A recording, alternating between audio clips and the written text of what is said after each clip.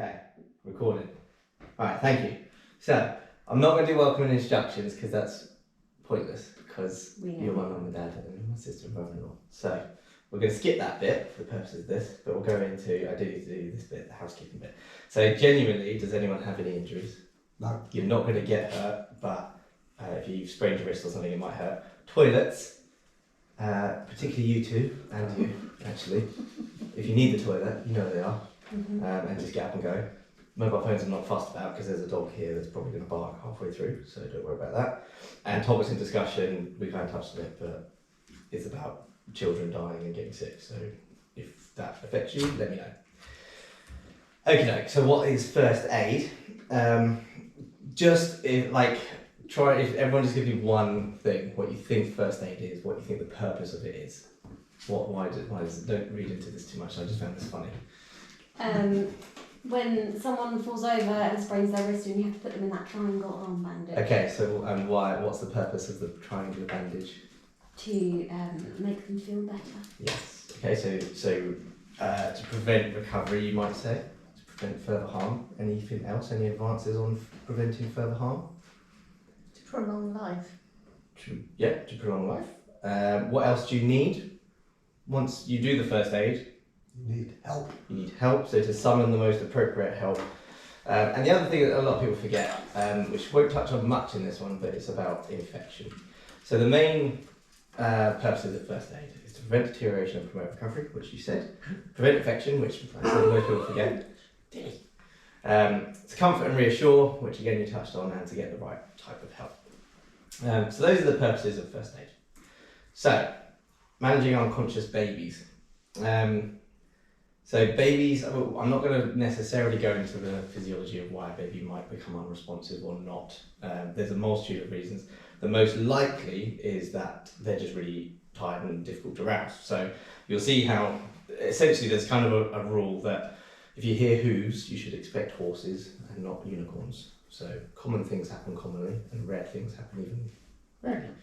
And as you go through the algorithm of how to do first aid, essentially, you should be resolving those more minor, common issues as you go. So the first principle with all first aid is danger. In this instance, because we're talking about little babies, they don't present much danger to anyone because they're small babies and they don't really do much. But if the babies come to harm, then you have to think about why there's been harm, so what's caused the harm in particular. So check for danger around the baby and then check for a response. So the algorithm we use is this DRABC, Dr. ABC. In a baby, it's really common sense how you would get a response. You would call their name or make a noise. Most babies will react to noise, they'll open their eyes spontaneously. If they don't open their eyes spontaneously, then a small tickle, small movements is usually enough to rouse them. And then you just increase the stimulus until you're in a position where you're like, okay, no, the baby's not waking up. And this essentially means that the 99% of panicking, like, oh my god, my baby won't wake up, is resolved. Because usually it's just sleepy baby, really sleepy baby, who you're being too gentle with them to actually wake them from their slumber. So how we can get a response, how we can stimulate a response is really simple. So around the flanks is a sensitive area, and you just literally, that's all it takes to tickle them. And that will usually be enough to make them flex. If that doesn't work, then you can just do a small squeeze around the shoulders and around the trapezius, which is up here. If that doesn't wake them, then that's it. You don't need to. What you don't want to do is encourage people getting carried away and sort of squeezing really hard, shaking. That's where you get these terrible shaking issues. So that's all it should take: a little tickle and a little squeeze. Or imagine you're drying them with a towel. That kind of vigorous rubbing. That's how you get a response. If at that point you didn't get a response from the baby, that's when you summon the help before you do anything else. Because ultimately, even if this was just you didn't do it well enough or whatever, and even if the baby, you resolve the issue by one of these steps, which we'll get onto, it doesn't matter. You need to summon the help early because you don't want to get to the end of this, start doing CPR or something, and you haven't actually got help on the way. So then we move into airway. We'll go into how I'll demonstrate all of this in one go, but essentially you just want to make sure the baby's airway is nice and patent. And by patent, we just mean that it's open, you can visualise into it, you can see to the back of it, and there's nothing in it. If there was something in it, you can literally just put your finger and sweep it out. It's only going to be sputum, spit, milk, something like that. As babies get a little bit older and they pick up things and put them in their mouth, that's where you might have a little foreign body, which we'll get onto. And also, you can't exclude a foreign body if you can't see it. So we'll go down what to do in that sense afterwards as well. Breathing.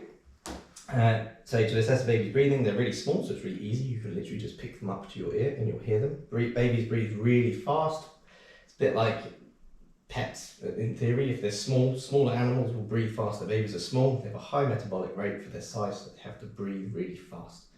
So if you sit there one evening and you think, oh my god, it's breathing for like 30 a minute, that's actually quite normal. 24 to 30 is quite normal. If the rate's really slow, if you're sitting there going, oh, they're only taking a breath every 6 to 8 seconds or something like that, then that would be a breathing problem. So you just listen and you're looking for normal breathing. Normal breathing is without effort and at a normal rate, that's all that means. And then circulation, essentially, this says bleeding, but the way to tell if a baby is circulating blood efficiently is just their skin colour and temperature. So are they mottled and pale and blue, or are they a good colour, pink, and are they warm? So that's the algorithm, but it's kind of horrible in an algorithm sense. It makes a lot more sense when you apply it to a scenario. So when do we do CPR? This might be common sense. Louise, when do you think?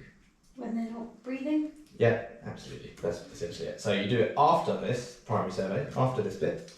So you have to go through the assessment. This is just the assessment stage. You get to this stage and you ascertain they're not breathing normally. Then you can move on to questioning if you need to do CPR, and absolutely it's if they're not breathing normally. That doesn't mean if it's absent. So they might well be breathing, but it's not normal. So it's gaspy, or it's irregular, or it's at a rate that's not sustainable. So very low rates, less than 10, or gasping is not normal breathing, and these are babies that should be supported and help should be summoned.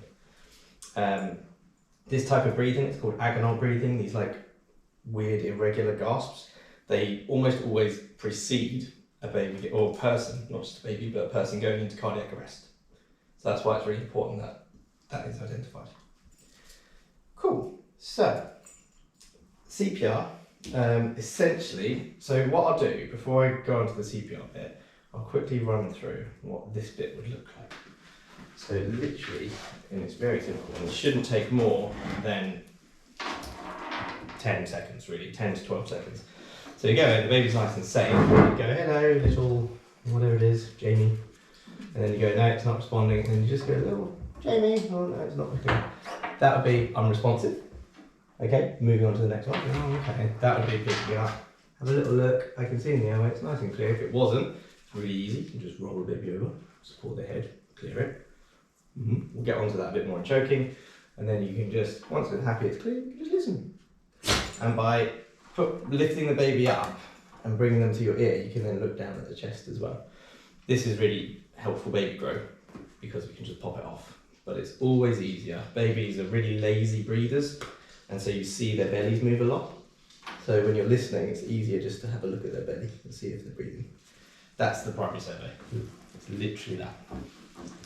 Okay, so in the instance, in the scenario where the baby isn't waking up and breathing normally, we get into CPR.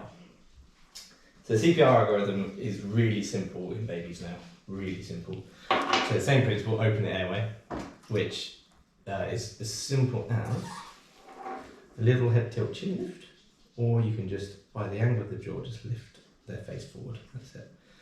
But most babies, as long as they're well supported, their airway will naturally be open. The difference with babies and adults is that the more likely cause for them to go into cardiac arrest or something like that would be that they it's like a airway related issue. So they're more likely to have been breathing ineffectively or had an occlusion of their airway, which results in them going into cardiac arrest. Their hearts are usually good because they're nice and new. They're like a new car. Everything should be working. So something usually had to affect the baby to make this happen. So we prioritise rescue breaths. So in this instance, the baby would get 5 rescue breaths. And that's the rescue breath is done around, so the difference, this is another key difference between adults, is because they've got such small facial features, you make a seal around both the nose and the mouth. And then it's just 5 small, short breaths, sharp breaths in. You should be able to see, again, in your peripherals, you should see a little bit of chest rise when you do that. You then go on to 30 chest compressions, and there's a few ways you can do chest compressions. You can either, so the baby's arms would be out to the side, you can either link your arms around at the back, so you can see like that. You can link your arms and then 2 thumbs in the middle of the chest and push down, like that. Or if you were moving or walking or coming downstairs or anything like that, sitting on the sofa, you can hold the baby and you can do it like that. But they should be, as soon as possible, placed onto a hard surface, and then you can carry on. If there was 2 people, you would just take turns in what you're doing. It's just one of you. Go over the top.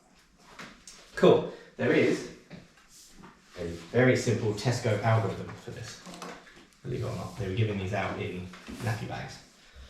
So that's it. That's all the complexity to baby CPR. Literally, do the primary survey, check that their airway is patent, check for breathing. If it's not present, you move straight on. Rescue breaths, chest compressions. Okay.